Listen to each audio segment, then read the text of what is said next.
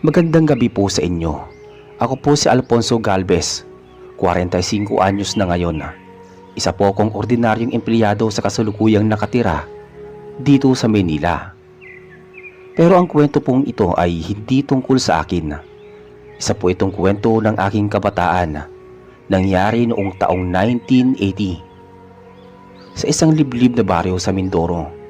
At tungkol ito sa aking lolo Teban na matagal nang pinaghihinalaan noon bilang isang gabunan. Bata pa lang po ako noon, 12 anyos lang. Sa totoo lang kahit ako ay takot din sa kanya noong una. Tahimik kasi si lolo, madalas nag-iisa at kapag gabi, wala na siya sa bahay. Pero mahal ko si lolo.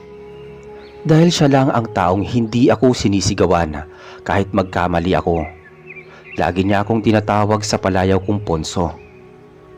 Ponso, huwag kang lalapit sa ilog paglampas ng hating gabi. Hindi mo alam kung ano nandoon. Sabi niya minsan habang nag-aayos siya ng mga tuyong dahon sa loob ng garapon. Bakit po lolo? Hindi para sa bata ang lugar na yon. May mga mata sa tubig. May mga hindi mo dapat makita.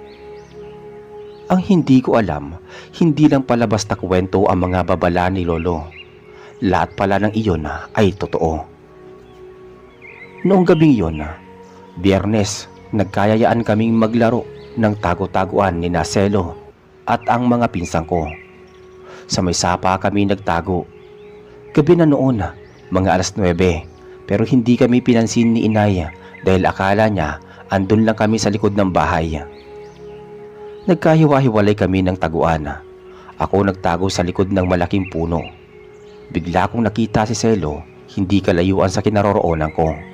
Pero parang may kakaiba sa kanya. Hindi siya gumagalaw. Parang tuod. Nakatingin lang siya sa kawalan. Selo? Bulong ko, pero hindi siya lumingon. Nilapitan ko siya. Nang malapit na ako, bigla siyang tumingin sa akin. Pero hindi na siya si Selo. Ang puti ng mata niya, halos wala ng itim. Ang bibig niya nakanganga na parang malalim na hukay. At ang amoy bangkay talaga. Nang hahawakan niya sana ako, may sumigaw. Ponso, lumuhod ka! Si Lolo Teban. Dala niya ang baston na may ukit ng araw at buwan sa magkabilang dulo. Nasa kabilang gilid siya ng sapa pero bigla siyang nasa tabi ko na. Hindi ko alam kung papaano. Tinapat niya ang baston kay Selo. Nang maituro yun sa kanya, sumigaw si Selo. Hindi boses bata, kundi parang boses ng matanda na babae at lalaki na pinagsama. Biglang nagliyab ang paligid niya at tumalsik siya sa ilog. Nilapitan ako ni Lolo. Pinatong ang kamay niya sa balikat ko. Ponso, hindi na siya si Selo. Kailangan nating hanapin ang totoong Selo bago sila makabalik. Kinabukasan, sinabi ni inay na wag na raw akong lumabas. Pero si Lolo, sinama ako papunta kina Mang Ompong. Ayos na ba ang itim na langis? Tanong ni Lolo sa kanya. Oo Teban, kinuha ko na mismo sa punso ni Camela. Pero sabi niya, di raw magtatagal darating na ang mga amanduwa. Napatingin si Lolo sa akin. Ponso, ngayon mo lang maririnig to pero kailangan mo na rin malaman. Doon po nagsimula ang lahat. Sabi ni Lolo, matagal nang may gumagalaw sa mga kagubatan tuwing ika-13 ng buwan. Mga nilalang na hindi basta-basta. Mga sumisipsip ng kaluluwa, hindi lang dugo. Ang pinuno nila ay si Amandagwa, ang tinuturing na pinakamatandang nilalang ng dilim sa Mindoro. Nais nitong pasukin si Lolo at gawing masamang gabunan. Isang tunay na aswang na kumakain ng tao o sino mang mga bata. Pero tumanggi si Lolo. Pinili niyang gamitin ang kanyang kapangyarihan para lumaban, hindi para sumama. Wala pa noong bata pa ako, isa na akong gabunan. Pero hindi ako pumapatay. Hindi ako nagnanakaw ng sanggol. Ang tungkulin ko, pigilin ang mga tunay na halimaw. Paliwanag ni Lolo. Nang sumapit ang gabi ng ika-13, bigla na lang nag-brown out sa buong baryo. Malakas ang ulan, walang kuryente, puro kandila lang ang ilaw. Doon ko nakita ang isang anino ni inay, nanginginig habang yakap-yakap ako. "Nasaan si tatang mo?" tanong niya. Hindi ko na rin po alam ang gagawin ko. Lumabas siya bago pa man bumuhos ang ulan. Lumipas ang ilang minuto, bumalik si Mang Umpong, duguan ang braso, may galos sa pisngi. "Minda, nasa labas si Teban. Nagsimula na." Pagdating namin sa labas, basang-basa ang paligid. Ang putik, halos lampas na sa bukong-bukong, at ang hangin parang may dalang ungol ng mga hindi matahimik na kaluluwa.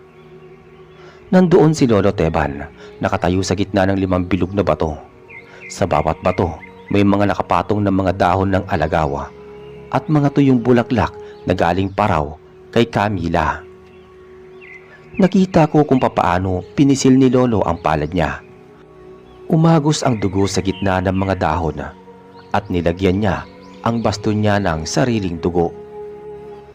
Tumirik na ang mga mata niya, pero hindi sa galit o sakit, kundi sa isang bagay na mas malalim, parang pag-aalay. May nilalabanan na siyang hindi namin nakikita. Biglang humugong ang paligid. Hindi ito hangin, parang sabay-sabay na paghinga ng napakaraming nilalang mula sa kakahuyan. Si Mang Umpong, hawak-hawak ang itim na langis, tumabi kay Lolo. "Teban, nararamdaman ko na papalapit na sila." Tumango si Lolo, saka tumingin sa direksyon ng mga kawayan.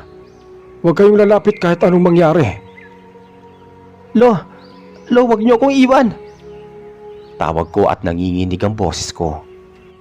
Ngunit hindi na siya lumilingon. Maya-maya may lumabas mula sa kakahuyan. Hindi isa, hindi dalawa, kundi mahigit 10. Mapuputla at mahahaba ang leeg at ang mga mata pulang-pula, parang sinindihang baga. Ang ilan sa kanila ay nakakapit pa ang mga pusod. Mga mukhang bata pero baluktot ang katawan. Mga halimaw na hindi na marunong magmahal.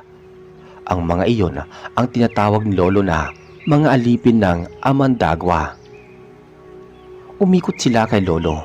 Ang basto niya itinutok sa lupa, saka siya lumuhod. Umusal siya ng salitang hindi ko alam. Hindi Tagalog, hindi rin Latin. Parang wika ng mga puno ng hangin. Maya-maya, bumigat ang paligid.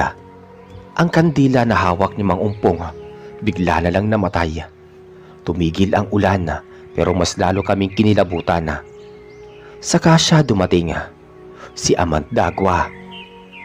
Hindi ko masabi kung lalaki o babae, pero ang katawan niya punong-puno ng galis, tila balat ng ahas. Ang mukha niya ay walang ilong. Ang bibig niya nakangiti pero may tuloy-tuloy na dumadaloy na itim na likido mula sa gilid ng kanyang mga labi. "Gabunan, sumuko ka na," sabi ni Amandagwa. Hindi siya sumigaw, pero narinig sa buong paligid. Tumayo si Lolo. "Hindi ko pinili maging gabunan para sumunod sa inyo." Lumapit ang isa sa mga alipin ni Amandagwa. Tumalsik agad ito palayo nang maituro ng baston. Nagsimula na ang laban. Isang nilalang ang tumalon kay Lolo, pero inikutan niya ito at tinamaan sa leeg. Parang papel lang ang katawan ng halimaw. Sa bawat hampas ng baston ni Lolo, may umiilaw na mga hugis sa ere. Mga simbolo na hindi ko kilala, pero malinaw na makapangyarihan. Habang nangyayari yun, hinila ko si Mang Umpong palayo. "Ponso, huwag kang lalapit. Hindi para sa mata ng bata ang labang to." "Hindi ko iiwan si Lolo." Umiyak si Inay nang marinig niya ang sigaw ko. Dumating siya. Hinahanap ako sa dilim. "Anong ginagawa mo rito, Minda?" Galit na sigaw ni Mang Umpong. "Narinig ko ang sigaw ni Alfonso. Hindi ko siya nakita sa bahay." Biglang sumigaw si Lolo. Tumama sa kanya ang isa sa mga nilalang. Tumagos sa balikat niya ang isang itim na sibat na galing mismo kay Amandagwa. Nadapa siya, Tumutulo ang dugo sa lupa. Naglakad si Amandagwa papalapit. Marami sa inyong gabunan ang bumaliktad. Pero ikaw, Esteban, matigas ang ulo mo. Kung hindi mo ako kayang labanan sa gabi, paano mo ko lalabanan kapag ginamit ko na ang apo mo si Alfonso? Nang marinig ni Lolo yon, tumingin siya sa akin, saka biglang tumayo. Parang wala siyang sugat. Tandaan mo, Amandagwa, hanggat humihinga ako, hindi mo mahahawakan ang lahi ko. Itinayo niya ang baston, itinutok sa langit. May matinis na tunog ang sumunod. Napasigaw ang lahat ng nilalang. Ang mga mata nila biglang nagsilabasan sa kawalan, parang pinunit na tela. Niyakap ako ni inay ng mahigpit. Anak, huwag kang titingin. Pero hindi ako makapikit. Gusto kong makita ang lahat. Maya-maya, biglang nagsalita si Camila. Lumitaw mula sa dilim. Nagsimula na ang paghuhukom, Esteban. Ngayon na ang gabi ng pagpili. Camila, anong ginagawa mo rito? Gulat na tanong ni Mang Ompong. Matagal ko nang alam ang darating na gabi na to. At alam ko, may batang makakakita sa katotohanan. Lumapit si Camila sa akin. Tinapik ang aking noo. Alfonso, anak ng liwanag at anino, tanging ikaw ang makakakita sa dalawang daigdig. Maya-maya, hinimatay ako. Pagmulat ko, umaga na. Nakahiga ako sa banig sa loob ng bahay ni Lolo. Tahimik ang paligid. Wala si Lolo, wala si Mang Ompong, wala si Camila. Lumabas ako at maraming tao sa labas. May pulis, may barangay, may osyoso. Nasaan si Lolo? Tanong ko kaagad. Walang sumagot. Nasaan sa Lolo Teban? Ulit ko ng mas malakas. Lumapit si inay, hawak niya ang baston ni Lolo. Basa pa ng dugo sa dulo. Anak, wala na ang tatang mo. Hindi totoo yun. Iniwan niya yan sa harap ng bahay. Saka lang siya nawala. Walang iniwang salita.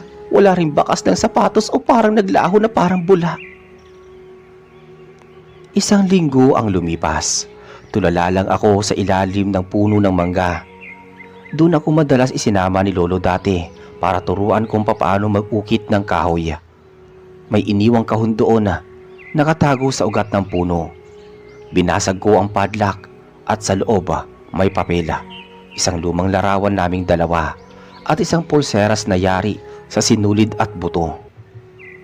May sulat doon at ang nakalagay, Punso, kung kailan handa ka, suotin mo na ito. At tandaan mo, hindi lahat ng gabunan ay halimaw.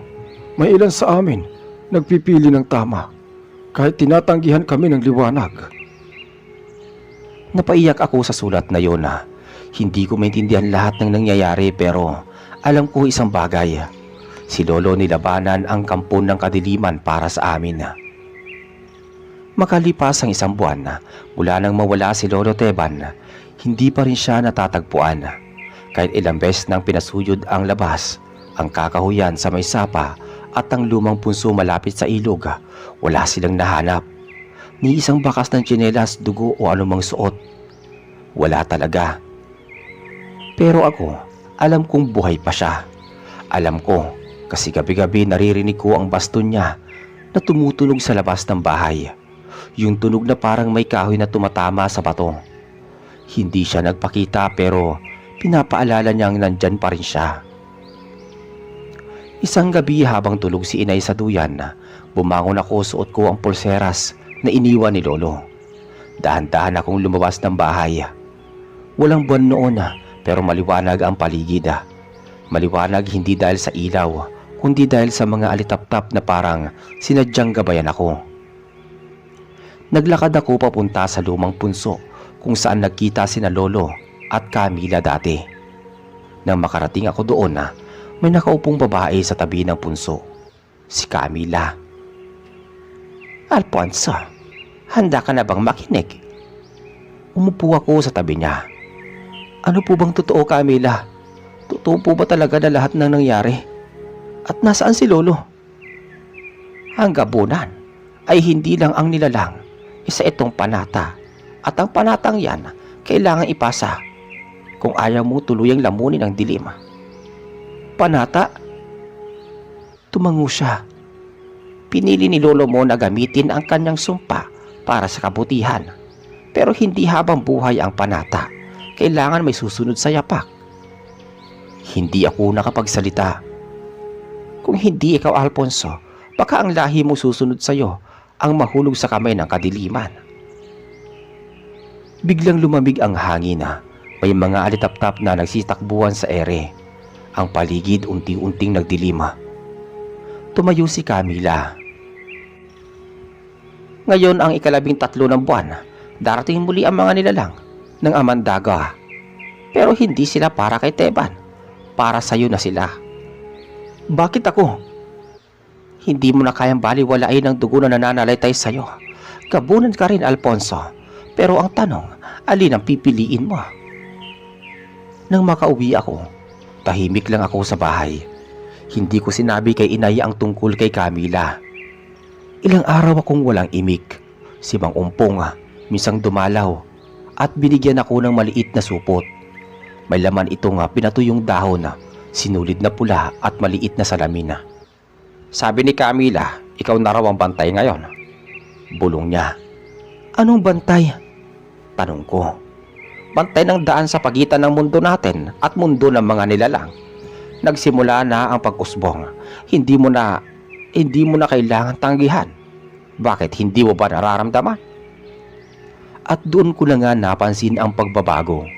Tuwing alas 12 ng gabi, naririnig ko ang mga yapak sa bubong kahit wala namang pusa. May mga kung anong dumadaan sa gilid ng bintana, pero pagsilip mo, wala namang tao. Ang tubig sa balon may kulay na nakakaiba at ang mga hayop sa bakuran tila takot na lumapit sa akin. Hindi ko na rin makausap si Selo patapos siyang bumalik mula sa pagkawala niya noong gabing yun. Parang iba na siya, tahimik, lagi nakatitig sa kawalan. Minsan nahuli ko siyang nakangiti habang may sinasaksak siyang manika ng pinsan naming babae. Sinumbong ko kay nanay pero sabi lang niya baka raw may trauma si Selo at wag ko na raw pakialaman. Pero alam ko, hindi trauma yun. Isang gabi, habang natutulog si inay, may narinig akong kaluskos sa bubong. Bumangon ako. Kinuha ko ang supot na ibinigay ni Mang Ompong. Inilagay ko sa bulsa ang salamin at pulang sinulid. Lumabas ako. Hawak ang kandila. Sa may likod ng bahay, may nakita akong lalaki. Baluktot ang katawan pero mahaba ang buhok. Nakasuot siya ng puting sando na may mantsa ng putik at dugo. Hindi ko siya kilala. Boy, gusto mo bang sumama sa akin? Marami tayong makakain doon. Hindi ako sumagot. Masarap yung karni ng batang di pa bininyagan. Gusto mo ba yun? Itinapat ko sa kanya ang salamin. Bigla siyang napatras. Umusok ang balat niya. Tumalsik siya pabalik sa may damuhan. Maya-maya biglang lumabas si inay. Dala ang walis tingting. Alfonso, anong ginagawa mo dyan? Inay, huwag po kayong lalapit. Hindi yan tao. Pero hindi siya nakinig. Tumakbo siya papunta sa akin. Paglapit niya sa lalaki, biglang tumakbo ito papalayo at tumalon sa likod ng bakod. Hingal na hingal ako. Nilapitan ko si inay at niyakap. Ano ba yan, anak? Inay, dumarating na po sila. Sabi ko naman dito. Kinabukasan kinausap ko si Mang Ompong. Sabi niya, panahon na raw para dalhin ko sa santuwaryo ang lugar kung saan unang nagsasanay si Lolo bilang gabunan. Sumama ako sa kanya. Nakarating kami sa isang lumang kuweba sa paanan ng bundok. May lumang ukit sa gilid ng bato. Mukha ng tao, may mata pero walang bibig. Alfonso, dito ka magpapalakas. Dito mo rin malalaman kung kaya mo talagang panindigan ang iniwan ni Teban. Sa loob ng kuweba, may lumang upuan na yari sa ugat ng puno ng balite. Pinaupo ako ni Mang Ompong. Sa harap ko may 3 bagay. Baston, kutsilyong gawa sa bato at itim na palanggana na may tubig. Alin sa tatlong yan ang pipiliin mo? Tanong niya. Bakit naman po? Yan ang unang hakbang. Kung pipiliin mo ang baston, pipiliin mong lumaban. Kung kutsilyo, pipiliin mong kalimutan at lumaban sa sarili mong paraan. Kung tubig, pipiliin mong takasan ang lahat.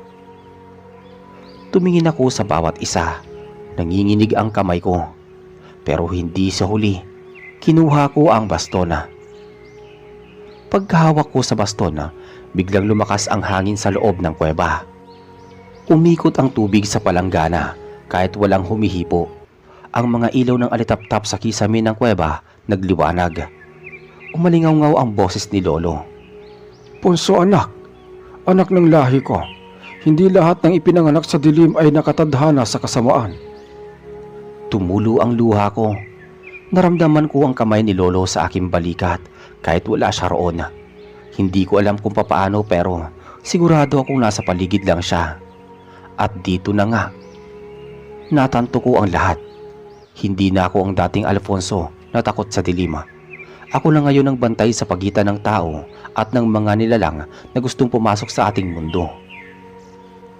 Matapos kong piliin ang baston, parang may bigat na pumatong sa aking dibdib. Hindi takot, hindi kaba, kundi parang responsibilidad na alam kong hindi ko na pwedeng takasan pa. Si Mang Ompong tahimik lang na nakatingin sa akin habang pinagmamasdan ang baston na hawak ko sa aking kamay. Gawa ito sa isang klase ng kahoy na parang hindi kinakalawang na panahon. Sa dulo may ukit na simbolo. Hindi ko alam ang ibig sabihin pero parang pamilyar. Parang nakita ko na to dati sa aking panaginip. Alfonso, mula ngayong gabi, ikaw na ang bantay. Hindi lang basta tagapagmana, ikaw na ang gabunang tatayo sa pagitan ng daigdig natin at mundo ng mga nilalang ng dilim. Pero hindi ko alam kung dapat kong gawin. Matuto ka at magsisimula na yan ngayong gabi. Bumalik kami sa bahay bago magtakip silim. Si Inay Minda, nag-abang sa may pintuan, halatang galing sa iyak. Nilapitan niya ako kaagad, hinawakan ang mukha ko. Anak, ano ginagawa mo kasama si Ompong? Huwag mo sanang sundan ang yapak ng tatang mo. Hindi ko siya sinagot. Tumingin lang ako sa kanya habang marahang hinaplos ang kamay niyang nakahawak sa aking pisngi. Huwag kang mag-alala, Inay. Hindi ako aalis. Hindi ko kayo iiwan. Pero kahit sinabi ko yon, alam kong may bahaging iiwan ko talaga. Hindi ang bahay kundi ang pagiging bata. Dahil ngayong gabi, hindi na ako pwedeng matulog nang hindi nakabantay. Alas 11 ng gabi, nagising ako sa kaluskos sa bubungan. Hindi ito pusa, hindi rin ito hangin. Bumangon ako. Isinuksok ko sa bewang ang pulang sinulid at ang maliit na salamin mula sa supot ni Mang Ompong. Hawak ko ang baston. Lumabas ako ng bahay ng dahan-dahan. Sa labas, malamig ang hangin. Masyadong tahimik para sa ganoong oras. Walang kuliglig, walang aso, walang kahit anong tunog maliban sa pintig ng puso ko. Sa ilalim ng punong mangga sa likod ng bahay, may nakatayong lalaki. Matangkad, payat, nakasuot ng pang-itaas na punit-punit. Nakatalikod siya. Alfonso. Nanigas ang katawan ko nang marinig ko ang pangalan ko. Hindi ko alam kung paano niya nalaman. Gusto mo bang makita ang lolo mo ulit? Lumunok ako. Hindi ako sumagot. Sumama ka sa akin. Nasa kabilang panig siya ng gubat. Inaantay ka niya. Tinutok ko ang baston sa kanya. Kung kilala mo si Lolo Teban, ano ang palayaw niya sa akin? Tahimik siya, hindi sumagot. Kung hindi mo alam, wala kang karapatang gamitin ang pangalan niya. Biglang lumingon ang nilalang. Ang mata niya ay itim. Purong puti ang balat niya, parang balat ng patay, kulubot at kulay abo. Mas malakas ka na ngayon at mas matapang kaysa sa inaasahan namin. Pero hindi pa sapat yan para mailigtas mo ang iyong sarili. Tumalon siya patras, biglang nawala sa dilim. Huminga kaagad ako ng malalim. Tinignan ko ang baston sa aking kamay. Nanginig ako pero hindi ako umatras. Alam ko nga, babalik siya. Kinabukasan pinatawag ako ni Camila. Pumunta ako sa kanya ng mag-isa. Sa kubo niya may mga halamang nakasabit sa bintana. Amorseko, lagundi, dahon ng banaba, amoy insenso sa loob. Umupo ka. Umupo ako sa banig sa harap niya. Inimpisan mo na ang landas, pero may kailangan ka pang malaman tungkol sa lolo mo. Anong tungkol po sa kanya? Hindi lahat ng gabunan ay pinapanganak. May iba pinili at si Esteban pinili rin. Pero hindi lang siya ang pinili. Siya ang isa sa ilang nakalaban. Si Amandagua, nang harap-harapan at nabuhay pa. Tumangulang ako. Pero ang presensya ni Amandagua hindi pa rin nawawala. Naglilihim siya sa katahimikan. Nagkukubli sa balat ng tao at isa sa mga kilala ko, pinasok na niya. Napakunot ang noo ko. Po, sino naman po? Hindi ko pa masasabi, pero kailangang matuto kang makakita. Kaya ngayon, bubuksan natin ang paningin mo. Ipinikit ko ang mata ko habang pinapahiran ni Camila ng langis ang aking noo. Naramdaman kong umiinit ang paligid, parang may binubulong sa tenga ko. May narinig akong sumisigaw mula sa malayo, pero hindi ko alam kung saan galing. Pagmulat ko, nabigla na lang ako. Ang paligid ng kubo ay iba na. Ang mga halaman kumikilos. Ang pader parang humihinga. Si Camila, iba na ang anyo. Hindi pangit, kundi maliwanag. Parang siya'y hindi albularyo kundi diwata. Ngayon, makikita mo na sila sa tunay nilang anyo. Tumango ako at naramdaman ko ang bigat ng baston sa aking kamay. Bumalik ka na sa inyo, Alfonso. Malapit nang bumalik si Amandagua. At sa pagkakataong ito, hindi na si lolo mo ang gusto niya, kundi ikaw na. Habang pauwi ako, bigla kong naamoy ang sunog. Hindi mula sa bahay namin, kundi mula sa kabilang kalsada. Tumakbo ako. May mga tao sa paligid ng kubo. Napapasigaw, nakaamba ang tubig at may umiiyak pa. Naku po si Selo, nasa loob pa. Narinig ko yun mula sa isa sa mga kapitbahay. Selo! Sigaw ko. Walang sumagot. Pumasok ako kahit hinaharang ako ni Aling Petra. Wag! Nasusunog na! Alfonso! Pero hindi ako tumigil. Pumasok pa rin ako. Sa loob nakita ko si Selo. Nakatayo lang siya sa gitna ng nagliliyab na sala. Hindi siya nasusunog pero ang mata niya puting-puti. Selo! Ngumiti siya. Huli ka na, sabi niya. Tumalon siya papunta sa akin. Itinaas ko ang baston. Tumama siya rito at tumilapo na. Tumama ang likod niya sa dingding, ngunit imbis na masaktan, natawa lang siya. Hindi mo pa alam kung sino ang tunay mong kalaban, Alfonso. Bigla siyang naglaho. Sa kanyang iniwang lugar, may marka sa may sahig. Parang letra na may buntot na mahaba. Lumabas ako at hingal na hingal. Lumapit si inay, tiyakap niya ako. Nasaan si Selo, anak? Wala na siya, nay. Hindi na siya si Selo. Nagsimula ng manahimik ang baryo matapos ang sunog. Pero hindi ako matahimik. Sa panaginip ko, paulit-ulit ang boses ni Lolo.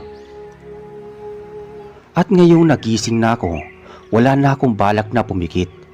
Ilang linggo na ang lumipas matapos ang sunog sa bahay nila Selo. Pero ang katahimikan sa baryo namin ay hindi na bumalik. Araw-araw may kakaibang nararamdaman ang mga tao. May mga alagang hayop na bigla na lang nawawala. May mga sanggol na nilalagnat na parang kinakalabit ng di nakikitang kamay. May mga matatanda na hindi na nagigising. Lumalalim ang gabi. Lumalakas ang takot. Ako naman, hindi na rin makatulog ng maayos. Tuwing pipikit ako, bumalik ang imahe ni Selo. Ang anyo niyang wala na sa sarili, na parang sinapian ng kadiliman. At yung markang iniwan niya sa may sahig bago siya naglaho. Ang letra na parang letter A na may buntot. Paulit-ulit kong nakikita kahit nakadilat ako. Amandagwa? Bulong ko minsan habang nakatingin sa langit na walang bituin na. Hindi siya nagkukubli, paparating na siya. Kinausap ko si Mang Ompong kinabukasan. Handa na ako. Sabi ko, hawak ang baston ni Lolo Teban. Handa saan? Sa huling laban. Hindi ako pwedeng matulog habang pinapanood lang ang mga tao rito na unti-unting nawawala. Alfonso anak, kung lalaban ka, dapat buo ang loob mo. Hindi mo na kayang umatras pagkatapos neto. Hindi na ako maatras mula noong kinuha nila si Lolo. Kung ganon, mamayang gabi, sa lugar kung nasaan ang unang nagharap sina Lolo mo, sa likod ng punso ni Camila, doon ka nila sasalubungin. Bumaba ang dilima. Magsasara na sana ang tindahan sa palengke pero tila may bumubulong sa hangin. Kahit ang mga ibon hindi na umuuwi sa pugad. Ramdam ng lahat na may darating.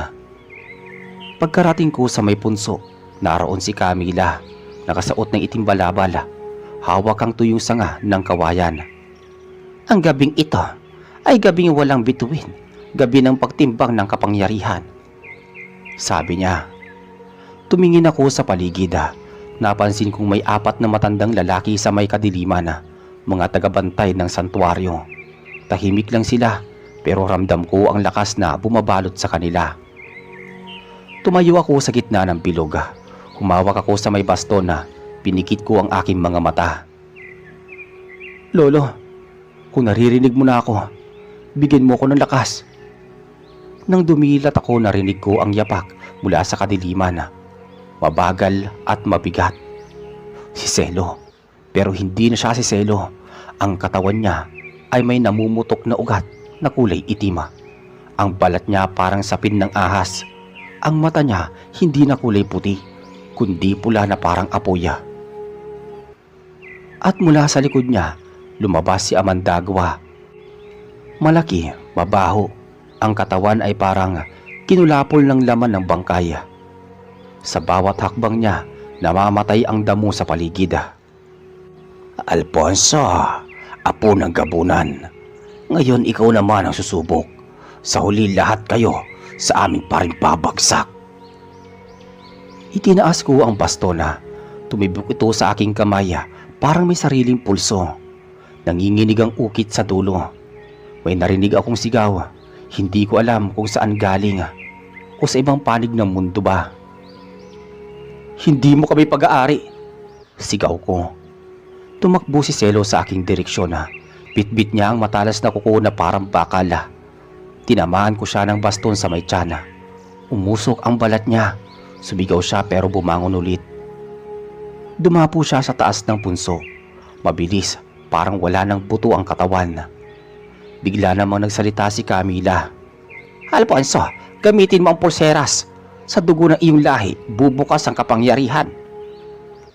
Tinanggal ko ang pulseras sa kaliwang kamay ko. Itinali ko ito sa bastona. Napansin ko nga nagbago ang kulay ng kahoy. Mula sa kayumanggi, naging kulay abo. Tumalon si Selo papunta sa akin. Pero bago siya makalapit, itinuro ko ang baston sa lupa. Sumabog ang liwanag. Napasigaw si Selo. Ang katawan niya ay unti-unting natutunaw, naging abo, nawalan ng anyo. Si Amandagwa hindi natinag. Mas pinili mo ang liwanag, pero hindi ka patapos, Alfonso. Lumapit siya sa akin. Tinuro ko ang baston sa kanya. Tumama ako ng 1, 2 hanggang 3 beses, pero parang wala siyang nararamdaman. Hindi mo ko matatalo sa lakas lang ng bata. Tumigil ako, huminga ng malalim. Inalala ko ang sinabi ni Lolo. Hindi sa lakas ko nakamit ang tagumpay, kundi sa pagpili ko ng tamang panig. Sabi niya noon. Isinara ko ang mga mata ko. Kung totoo kang ang nilalang ng kadiliman, ipapakita ko sa iyo ang liwanag ng lahi ko. Itinuro ko ang baston sa langit. Gabo ng tagapagtanggol, ako si Alfonso, apo ni Esteban, at pinili kong ipagpatuloy ang kanyang panata. Tumunog ang bastona. Tumirik ang liwanag sa paligid. Ang mga puno tila napuno ng apoy. Ang lupa ay umuga. Napasigaw si Amandagwa. Sa huling pagkakataon, nakita ko siyang napaluhod. Kumapit siya sa lupa. Mali ang pinili mo, Alfonso. Hindi. Sa huli, dilim pa rin ang mananalo. Itinuro ko sa kanya ang baston. Hindi, kung may mga tulad naming hindi sumusuko. Isang huling sigaw, isang liwanag, at pagkatapos, katahimikan. Nagising ako sa sariling kama. Si inay nakaupo sa gilid, pinupunasan ng aking pawis. Anak, salamat at bumalik ka na. Ligtas na po ba ang lahat? Tanong ko. Tumango siya habang naiiyak. Salamat sa iyo anak at sa lolo mo. Pagkatapos noon bumalik sa normal lang takbo ng buhay sa baryo. Walang nawala, wala nang kaluskos tuwing gabi. At higit sa lahat, wala nang ang pangalang Amandagwa sa paligid. Nilibing namin sa ilalim ng punong mangga ang baston ni lolo, kasama ang pulseras. At sa tuwing uupo ako doon parang naririnig ko pa rin ang boses niya at nagsasabing, Hindi lahat ng gabunan ay halimaw. Minsan, sila ang tunay na tagapagligtas ng bayan.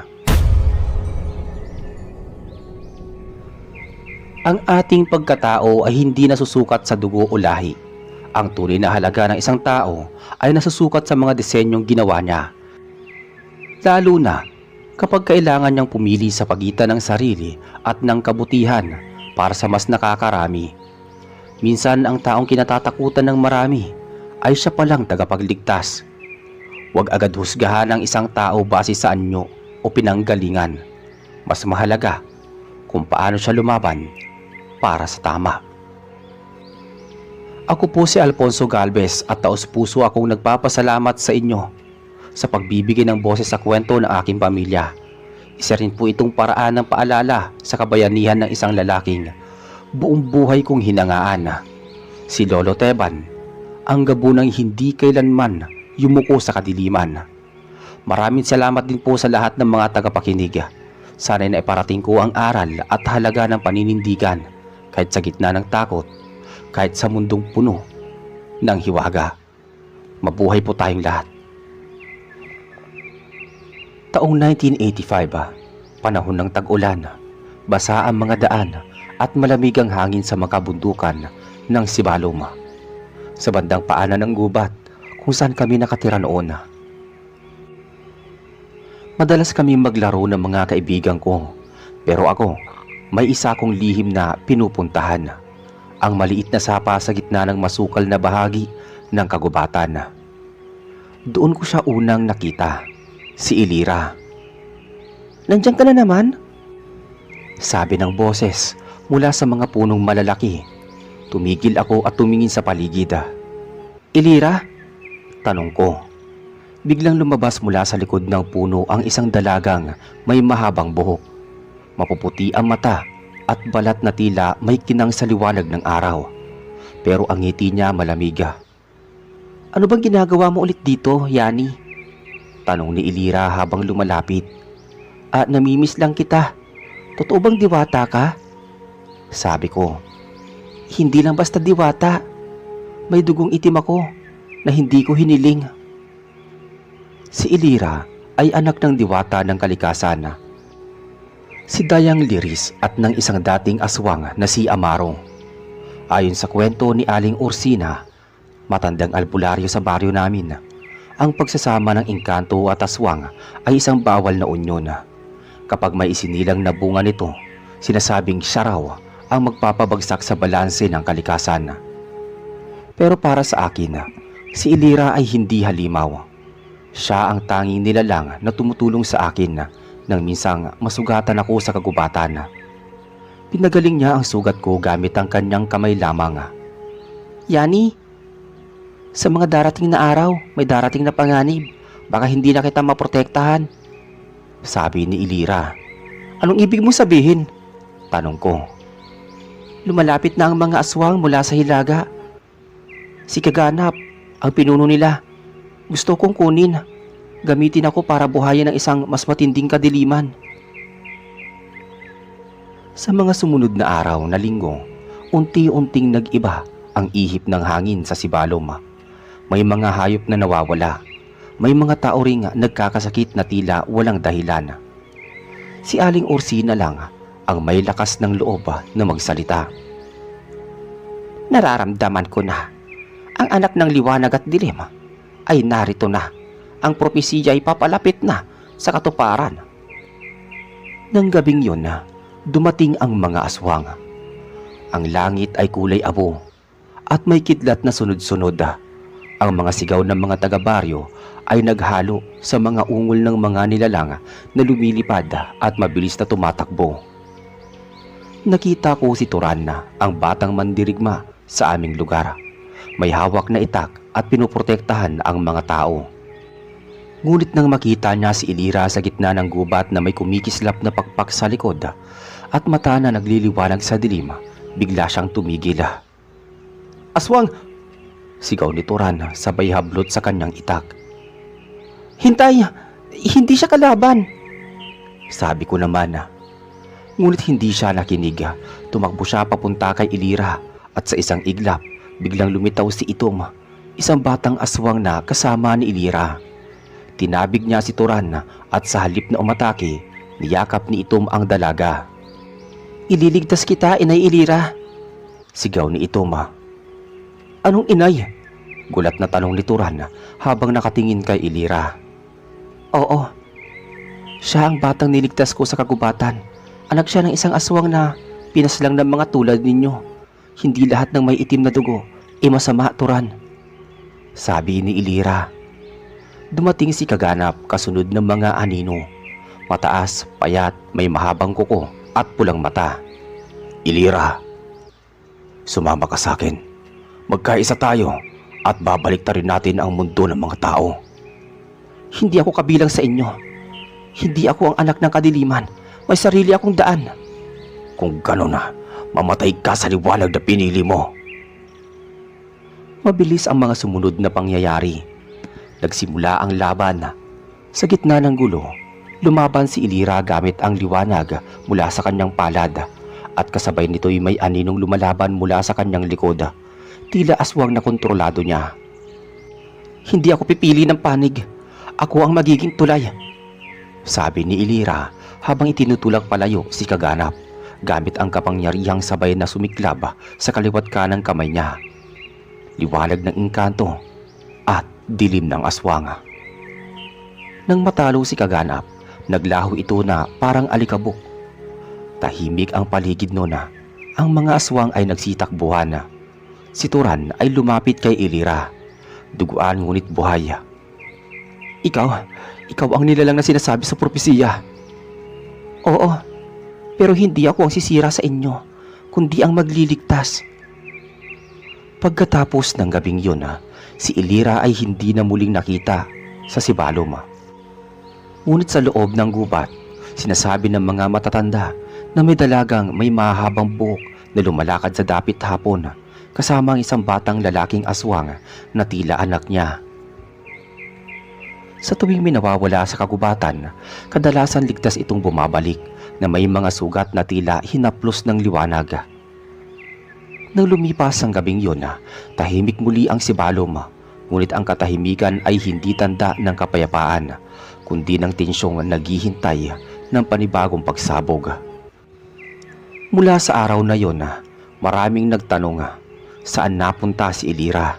Totoo bang lumisan na siya o pinipiling manatiling tago? Ako si Yani, alam ko ang totoo. Hindi siya umalis. Nananatili siyang nagmamasid mula sa kadiliman ng gubat. Ilang linggo matapos ang laban kay Kaganap, nagkasakit ang mga pananim sa baryo. Hindi na tumubo ang palay, namatay ang mga puno at tila may mabahong amoy na bumalot tuwing dapit hapon. Sabi ng iba, baka raw sumpa ito. Pero para kay Aling Orsina, may mas malalim pang dahilan. Si Turan, na ngayon ay tinuturing ng tagapagtanggol ng baryo, ay araw-araw nag-iikot. Matamlay siya, tila may mabigat na iniisip. Hindi na siya katulad ng dati. Mula nang mawala si Elira, parang may nawalan ng kulay sa paligid niya. Isang gabi, habang ako'y naglalakad pauwi galing sa ilog, may narinig akong kaluskus mula sa kakahuyan. Mahina, paulit-ulit, para bang may bata. Hinanap ko kung saan nanggagaling ang tunog. Doon ko nakita si Itom. "Itom, ikaw ba yan?" tanong ko. Nakausap ko siya sa ilalim ng puno. Nakayuko at nanginginig. "Yani, tulungan mo si Inay Elira." Napaluhod ako sa harap niya. "Anong nangyari sa kanya?" "May mga sumalakay, hindi gaya ni Kaganap. Mas malakas, mas matanda." Biglang lumamig ang paligid. May kakaibang ihip ng hangin na dumaan sa batok ko. Hinawakan ko si Itom at dinala ko siya kay Aling Ursina. Habang ginagamot si Itom, nagsalita si Aling Ursina. "Ang mga ninuno ng kadiliman, sila ang gumising. Ang pagkatalo ni Kaganap ang nagpaalab sa kanila. Gusto nilang kamkamin si Elira kasi siya lang ang may dugong kayang magsanib sa puti at itim." Lumipas ang mga araw na puno ng kaba. Tuwing hating gabi, may naririnig ang mga tao na pagaspas ng pakpak. Tila mga daan-daang ibon, pero wala ni isa ang nakakita. Ilang manok ang nawawala at ang mga alagang hayop ay bigla na lang natatagpo ang patay. Nakanganga, tuyot ang laman, parang silipsip ng kung anong nilalang. Isang gabi, bumalik si Elira. Nakita siya ni Turan sa may gilid ng ilog habang nagbabantay. "Elira!" tawag niya. Lumingon ang dalaga. Payat na siya, namumutla ngunit ang mga mata niya'y buo pa rin. "Hindi pa tapos ang laban, Turan. Nais nilang gamitin ang katawan ko para buksan ang lagusan sa ilalim ng kabundukan. Kailangan natin pigilan." Anong kailangan mo?" tanong ni Turan. "Paniniwala at tapang, hindi ng espada kundi ng puso," sabi ni Elira. Mula noon, araw-araw na silang nagkikita ni Turan. Hindi para magtago kundi para maghanda. Tinuturuan ni Elira si Turan kung papaano kilalanin ang mga enerhiya ng kalikasan. At si Turan naman ang nagtuturo sa kanya kung papaano gamitin ang lakas ng tao, puso, tiwala at sakripisyo. Samantala ako'y sinabihan ni Aling Ursina na mag-ingat. "May galaw sa ilalim ng lupa. Nararamdaman mo ba?" At nararamdaman ko nga. Isang gabi, biglang lumindol, hindi malakas pero sapat para gumalaw ang mga bato at mapukaw ang mga alingawngaw sa kuweba. Sa kuweba ng Tanagbanwa, sa paanan ng bundok. Sabi ng matatanda, may lumang lagusan doon daan patungo sa pusod ng daigdig ng mga kakaibang nilalanga. Kinabukasan naglakad kami papunta roon.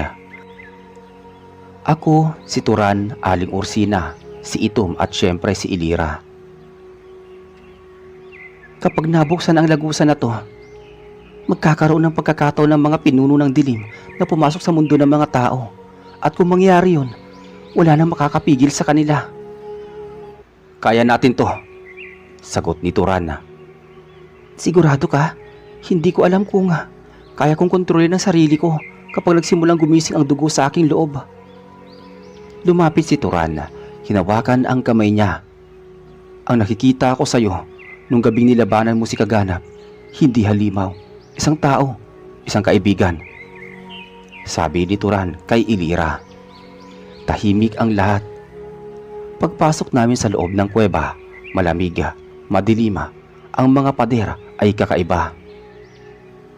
Biglang may narinig kaming tinig, tila mula sa ilalim ng bato. Napalingon kaming lahat. Si Itom yumakap kaagad sa binti ni Elira. "Inay, tinatawag ka nila. Huwag kang sumama sa kanila, ha." Lumabas mula sa likod ng bato ang isang nilalang. Mahaba ang buhok, manipis ang balat at may pakpak na parang tuyong dahon.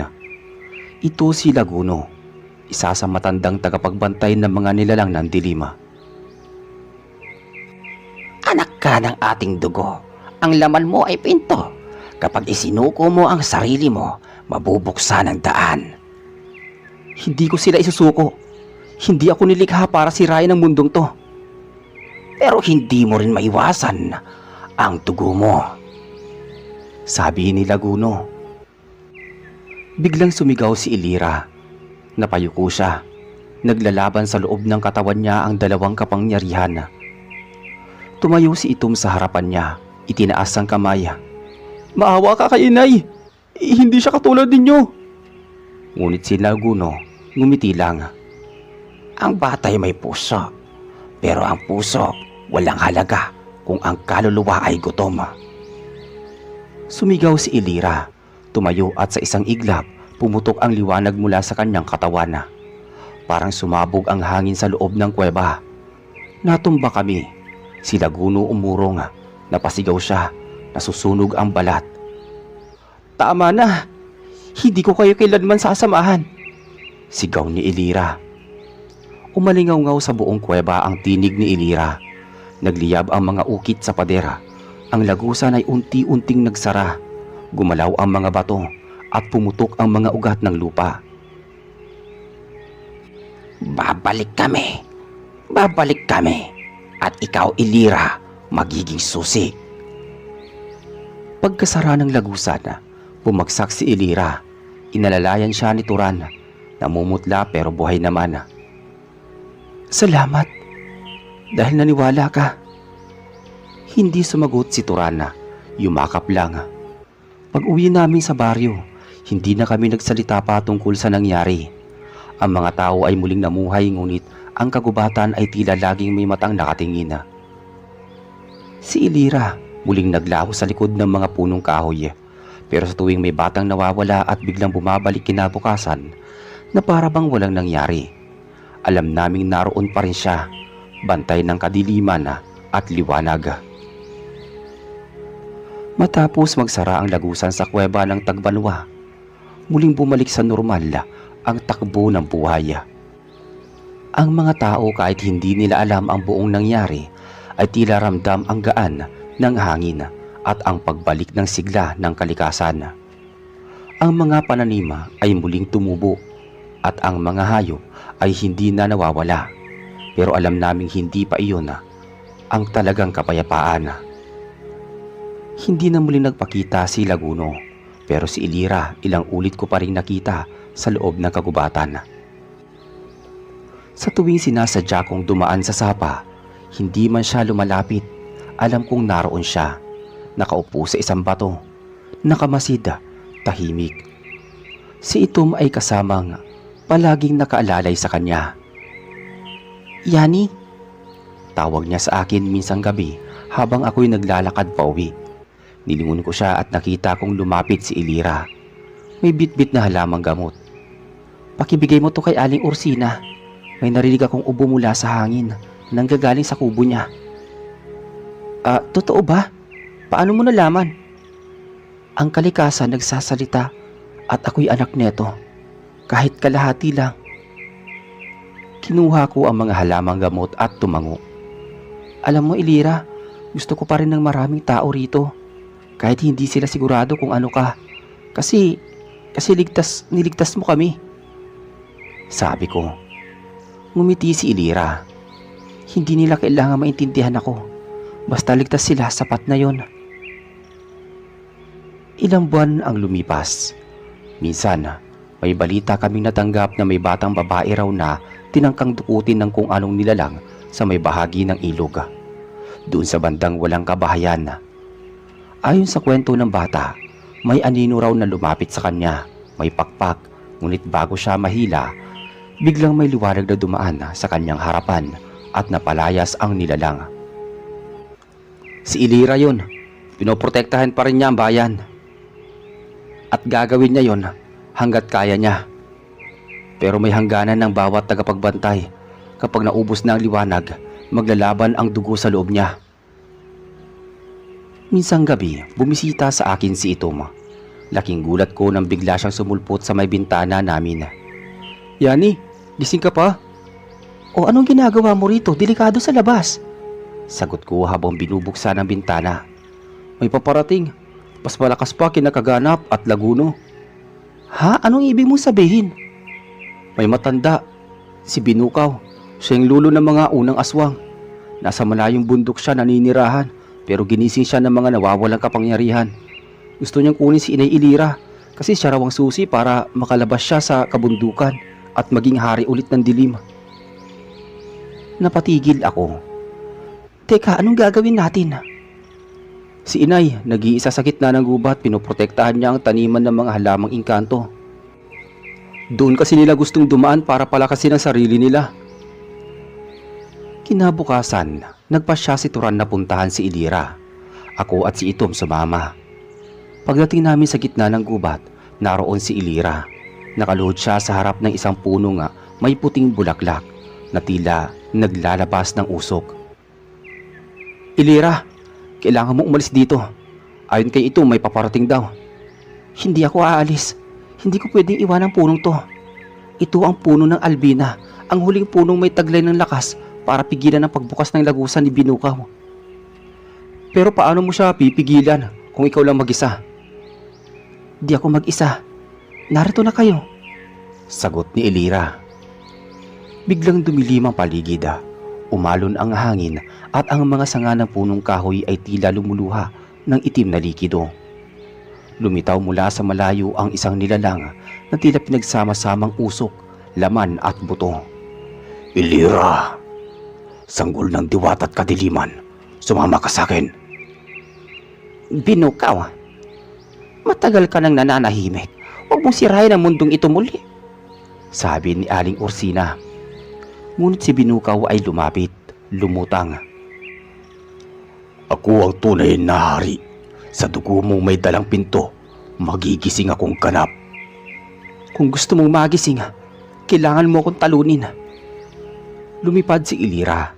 Tumama ang liwanag mula sa kanyang palad sa aninong bumabalot kay Binukaw. Ngunit mabilis itong sinipsip ng dilima. Tumalbog si Ilira sa isang puno. Tumakbo si Turan para saluhin siya at si Itom ay humarang sa harap ng nilalang. Huwag mo sasaktan si Inay! Sigaw nito. Hawak ang isang sanga ng puting punong Albina. Ang sanga ay biglang lumiwanag. Tumama ito sa anino ni Binukaw at sumigaw siya sa sakit. Ang liwanag ng Albina! Bulong ni Binukaw. Tumayo si Ilira. Duguan ang labi, ngunit matatag ang tingin. Hindi mo ako pag-aari. Hindi ako nilikha para sa'yo. Binuhos niya ang lahat ng liwanag sa kanyang katawan. Sinabayan ng sigaw ng kalikasan. Umuga ang lupa. Napasigaw si Binukaw habang tila hinihigop ng mismong ugat ng kagubatan ang kanyang buong katauhan. Muling sumara ang kalangitan at huling sandali, narinig naming lahat ang malalim na tinig. Babalik ako! Pagbagsak ni Ilira, sinalo siya ni Turan. Ako naman ay tumakbo papalapit habang si Itom ay umiiyak sa gilid. Alam kong may darating pang kapahamakan, ngunit hindi rin ako susuko. Mahinang sabi ni Ilira. Ilira, hindi ka kailanman naging halimaw sa aking paningin. Ngumiti si Ilira kahit mahina. Hindi mo kailangang ipagsigawan. Ang tiwala mo sapat na. Sa sumunod na mga araw, inilagaan namin si Ilira. Si Itom ay hindi na umalis sa tabi niya. Si Turan ay nagbantay sa paligid. Ako naman, isinulat ko ang bawat pangyayari sa isang kwaderno na hanggang ngayon ay tinatago ko. At sa bawat araw na lumilipas, mas lalo kong naiintindihan ang kanyang katauhan. Hindi siya nilikha para manirahan lang sa pagitan ng liwanag at dilim. Si Ilira ay nilikha para pagsamahin ito.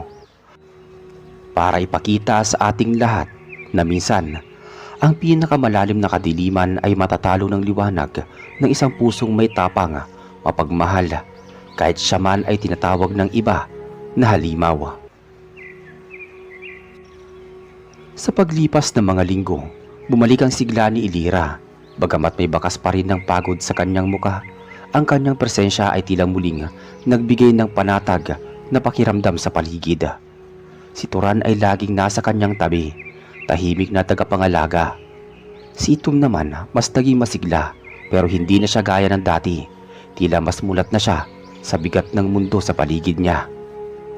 Sa baryo, hindi na rin ganoon kaingay ang mga bulong-bulungan tungkol kay Ilira. Hindi matanggap ng lahat, unti-unti na ring nawawala ang takot sa kanya. Marahil ay dahil sa mga milagro. May batang nawala sa gubat na muling natagpuan sa tabi ng sapa, buhay at walang galos.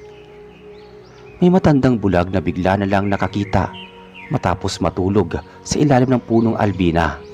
Hindi nila alam kung sino ang may gawa, pero sa puso ng ilang taga roon, alam nilang si Ilira yun.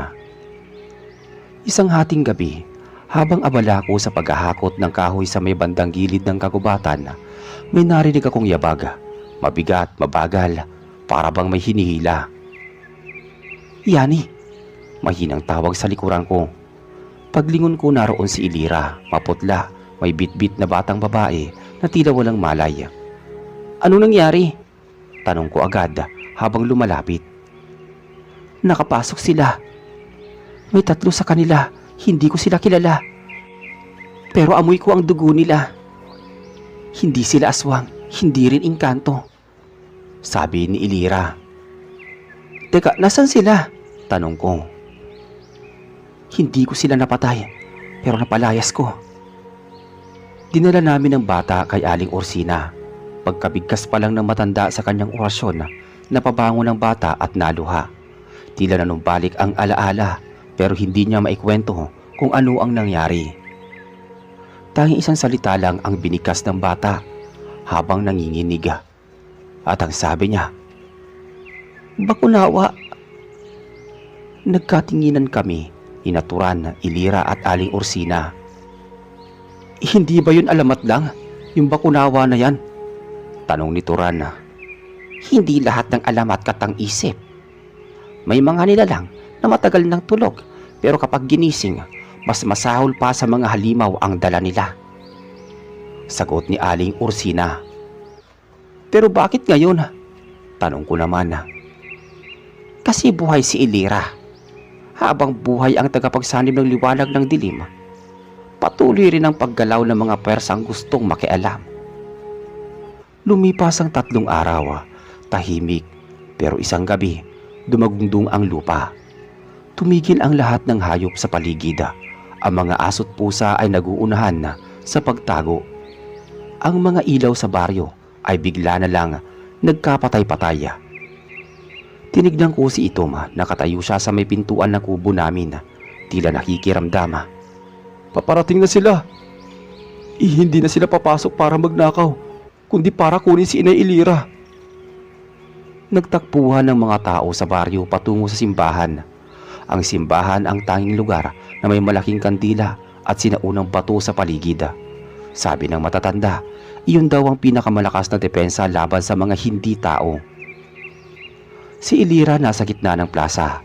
Tahimik, hawak ang isang itim at puting pamalo na gawa sa sanga ng albina at ng isang tuyong ugat ng puno ng kung anong halamang ugat. "Yani, kung hindi ko nakayanin, dalhin mo si Itom sa gubat ng diwata. Doon siya ligtas." "Teka, anong ibig mong?" "Hindi ako aalis. Hindi na ako magtatago.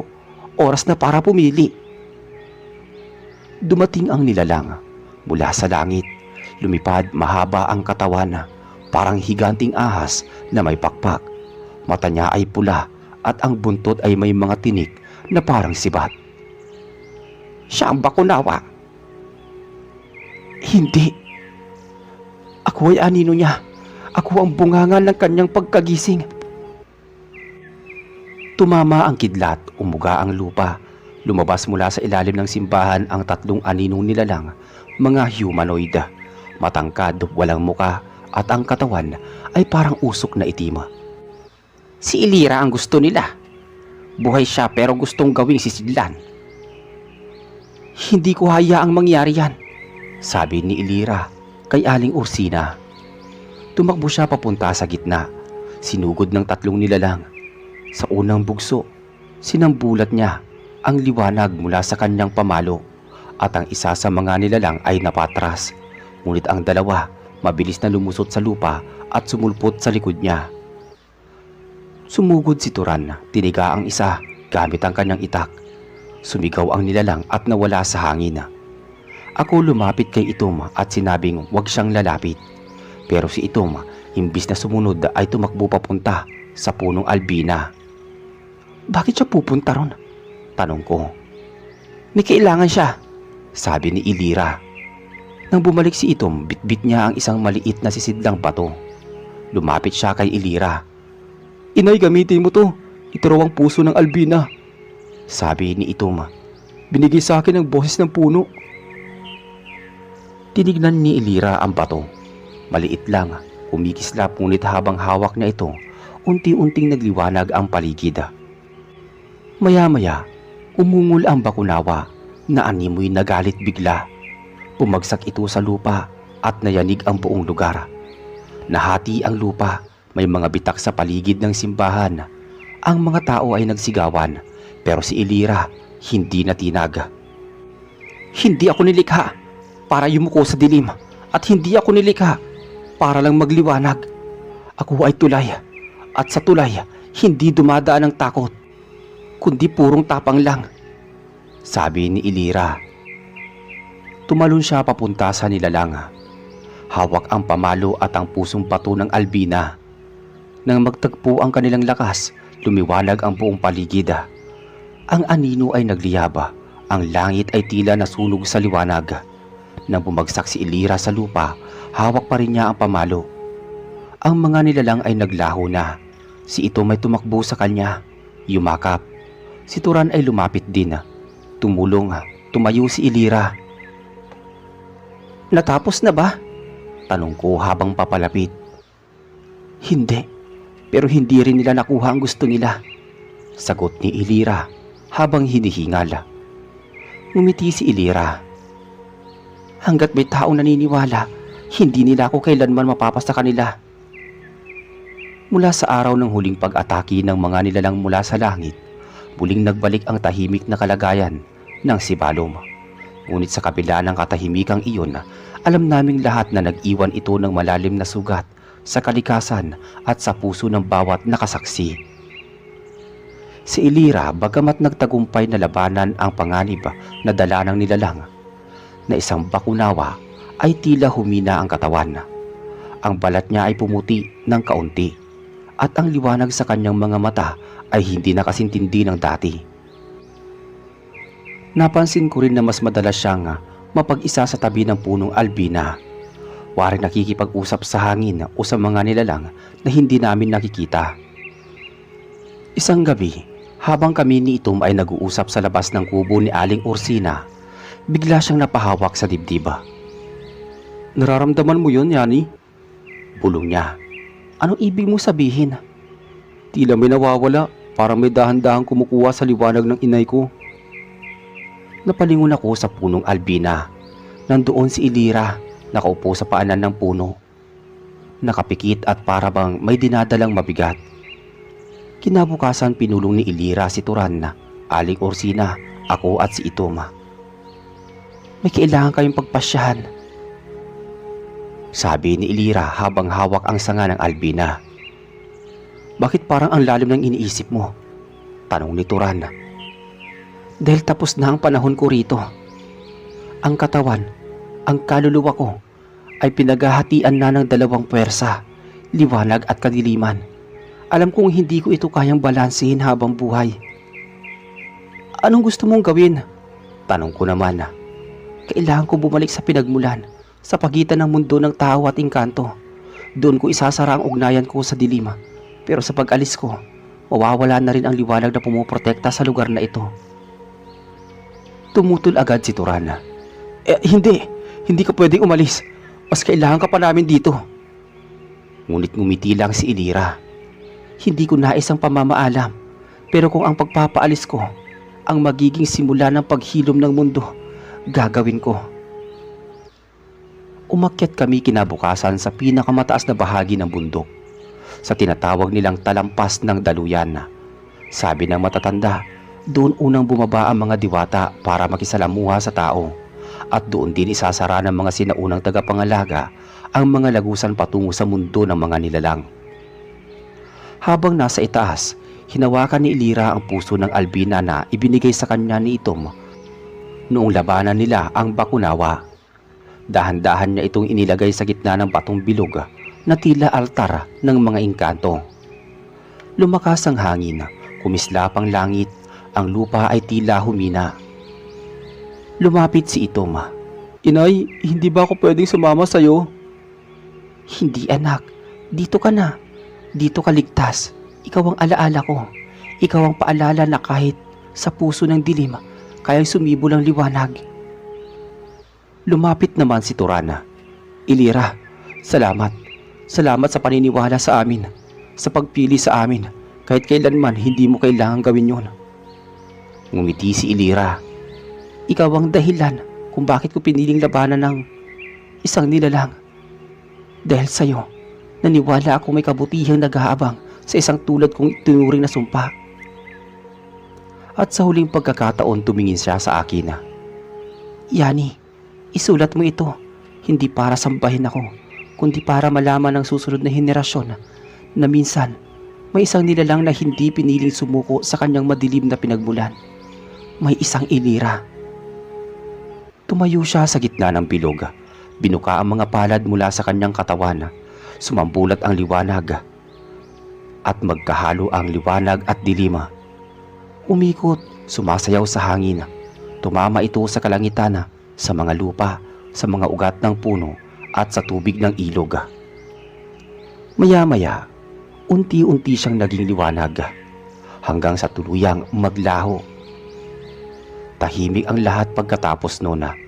Walang salita, wala ni isa mang umiyak, sapagkat ang katahimikan na ang pinakamataas na pagpupugay sa isang nilalang na nagtaya ng lahat kahit hindi siya tanggap ng mundong ito. Lumipas ang mga taon. Ako ay tumanda na rin. Si Itom ay naninirahan sa Sibalom at naging manggagamot. Hindi siya umalis sa tabi ng punong Albina. Si Turan piniling manatiling tagapagbantay ng baryo. Si Aling Ursina ay pumanaw sa kanyang pagkatanda. At binanggit niya ang salitang, ang anak ng liwanag at ang dilim ay hindi lang alaala. Madalas may batang naglalaro sa tabi ng puno ng Albina. May mga nagsasabing may boses silang naririnig kapag naglalakad sa gubat. Isang tinig na malumanay, puno ng pag-asa. At sa tuwing bumubuhos ang ulan, habang may bahaghari, tumayo si Itom sa gitna ng plaza, nakatingin sa langit. Sabi niya minsan, ang inay ko, hindi kailanman nawala. Nandito lang siya, sa hangin, sa tubig, sa ilaw ng araw, at sa puso namin naniwala sa kanya. Ang kwento ni Elira ay paalala sa atin ng ating pinagmulan, mabuti man o masama, ay hindi kailanman dapat maging hadlang upang piliin natin ang tama. Lahat tayo ay may bahagi ng liwanag at dilim sa ating pagkatao. Ngunit sa bawat araw, binibigyan tayo ng pagkakataong piliin kung alin ang yayakapin natin. Maraming salamat po sa inyong pakikinig sa ating kwento ngayon. Ingat lagi. Ako nga po pala si Eladio. 57 na ako ngayon pero hindi ko makakalimutan ang gabi ng taong 1996, gabi ng katotohanan, gabi ng mga gabunan. Noong mga panahong iyon, tahimik pa ang baryo namin sa Bicol. Ang mga tao abala lang sa pagtatanim ng palay, pangingisda at pakikipag-inuman tuwing may pista.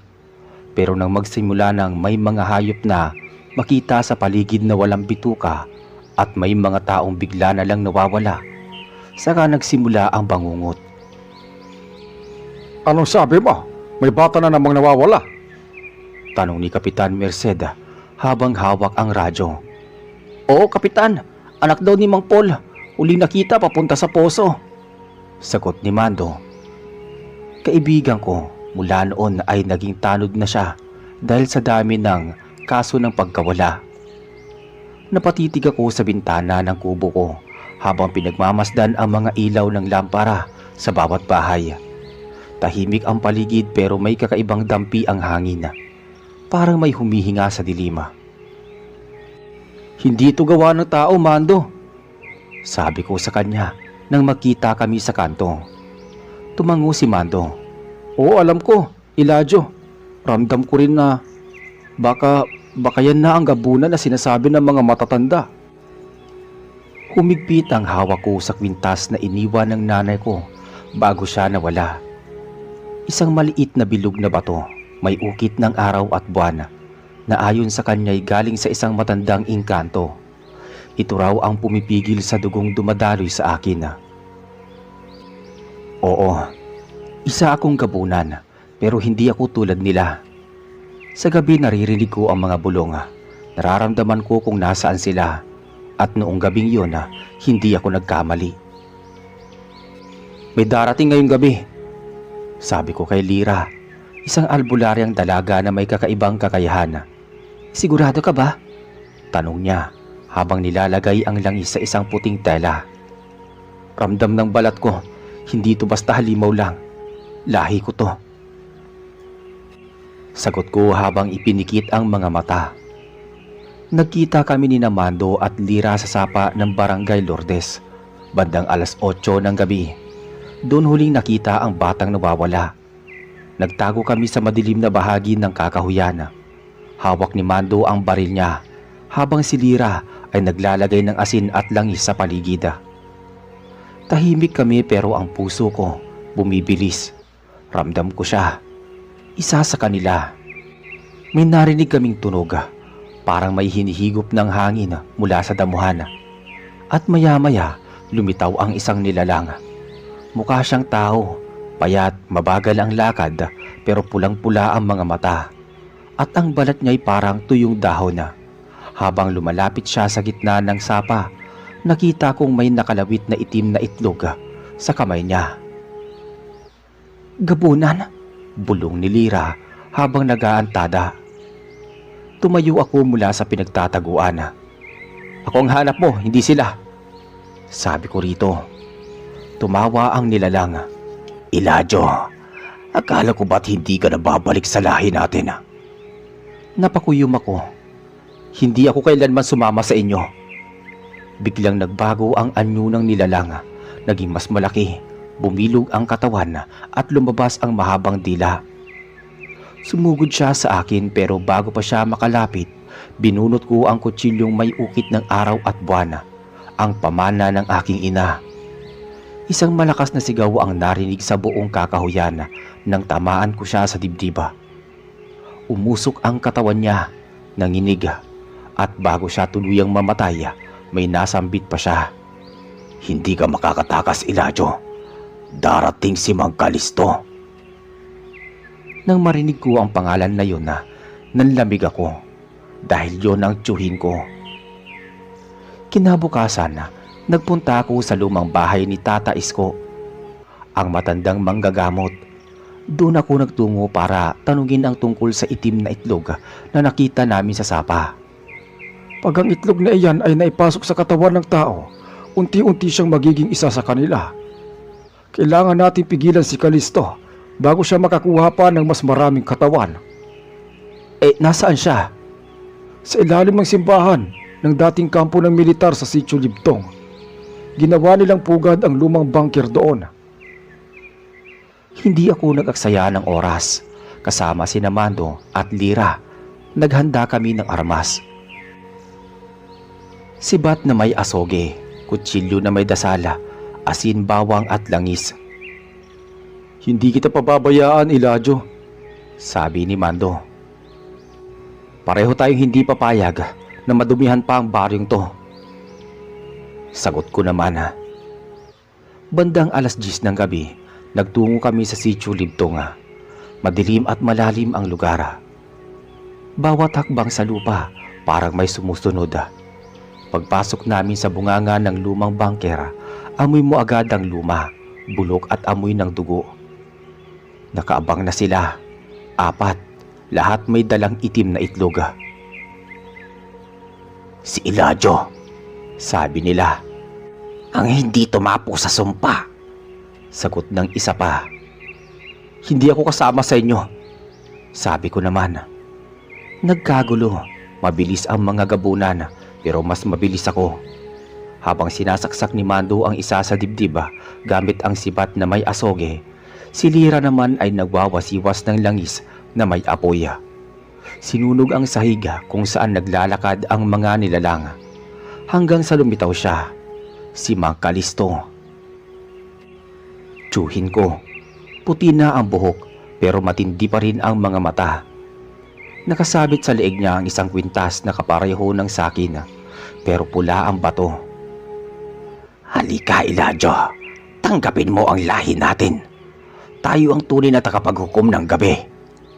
Bulong niya. Hindi, mas pipiliin kong mamatay bilang tao kaysa mabuhay bilang halimaw. Lumaban kami. Isa-isa niyang sinuntok ang mga padera, giniba ang paligid. Nawala sa ulirat si Lira at duguan si Mando. Ako na lang ang natira. Hawak ko ang kutsilyo.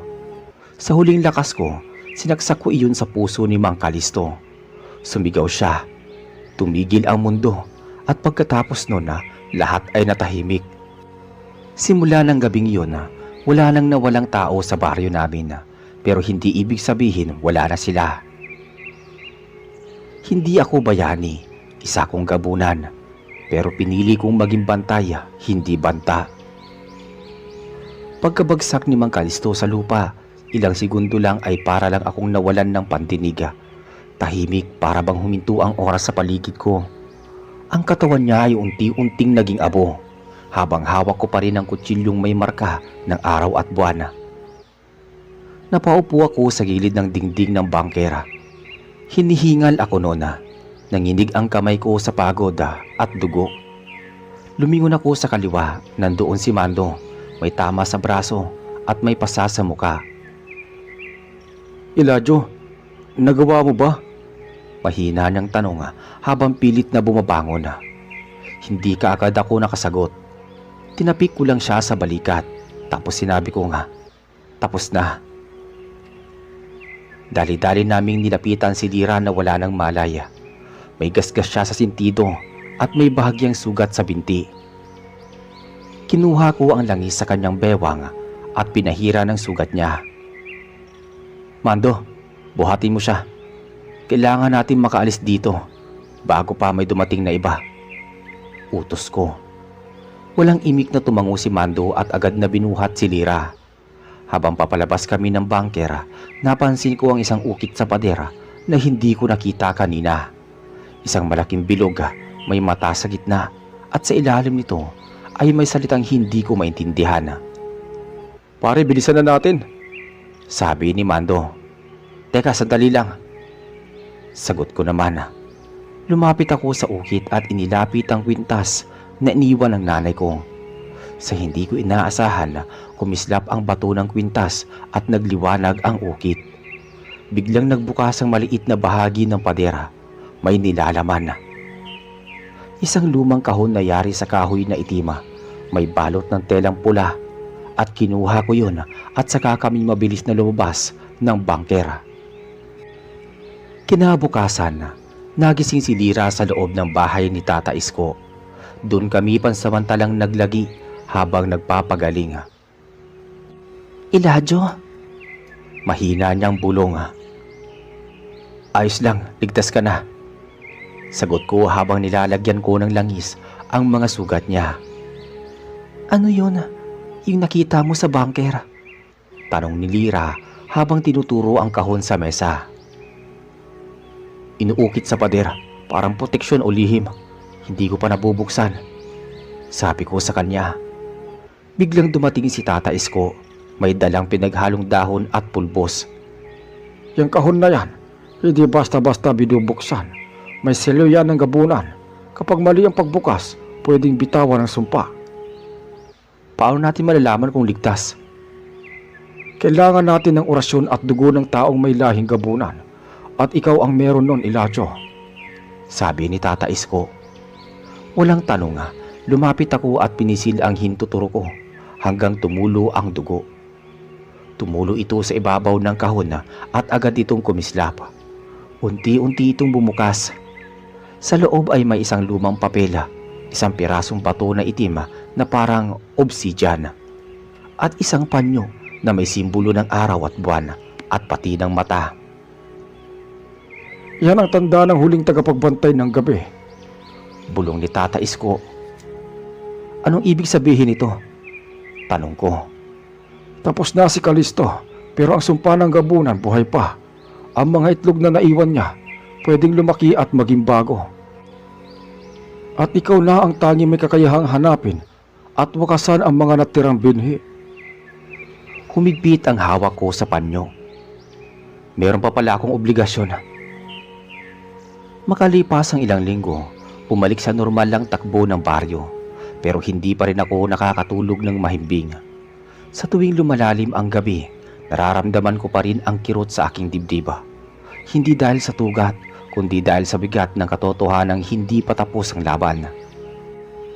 Isang gabi, habang nagbabantay ako sa gilid ng taniman, narinig ko ang huni ng ibon na hindi pangkaraniwan. Sunod-sunod, parang tinatawag ako. Lumapit ako sa puno ng mangga sa dulo ng sakahan. Doon ko nakita ang isa sa mga itlog. Maitim, parang basang putik at may maliit na galaw sa loob. Mabilis akong lumapit at ibinao ng kutsilyo ko. Isa na naman, bulong ko sa aking sarili. Pag uwi ko, sinalubong ako ni Lira sa harap ng bahay ni Tata Isko. May nakita rin akong isa sa may ilog. Marami pa sila. Alam ko, sagot ko naman. Lumapit siya at iniabot ang isang bagong kwintas na gawa sa kahoy. May ukit din ng mata. Galing kay Tata Isko, pampalakas at proteksyon. Pero hindi para sa iyo lang, para sa ating lahat. Dahil sa laban na to, hindi ka nag-iisa. Sabi ni Lira. Napatingin ako kay Lira. Napansin ko ang lalim ng pagod sa kanyang mga mata. Pero hindi siya natatakot. Dumating si Mando, bitbit ang dalawang itim na itlog sa may sako. Nakita ko to sa ilalim ng kubo ni Mang Cardo. Unti-unti na silang kumakalat. Hindi lang tayo ang target nila. Lahat ng baryo sa paligid posibleng may itlog na rin. Nilingon ko sila. Hindi na to laban ng isang gabunan na kumukontra sa lahi niya. Laban na to ng mga taong ayaw ng kasamaan sa mundo. Sabi ko rito. Mula noon bumuo kami ng isang lihim na pangkat sa loob ng baryo. Kami lang tatlo, ako, si Mando at si Lira. Hindi alam ng mga taga-baryo ang totoo. Ang alam lang nila na tapos na ang lagim. Pero ang totoo, patuloy pa rin na ang lagim. At sa bawat dilim na sumasakop sa paligid, may mga nilalang pa ring lumalapit. Hindi na kami naghihintay pa ng biktima. Kami na ang lumalapit sa panganib. Saka ko lang lubos na naiintindihan ang sinabing huling habili ng nanay ko bago siya nawala. Lumipas ang ilang buwan. Akala ng lahat ay bumalik na sa normal ang lahat. Pero sa likod ng masayang pagtitipon sa palengke at sayawan sa barangay plaza, alam naming may mga bagay pa rin gumagalaw sa dilima.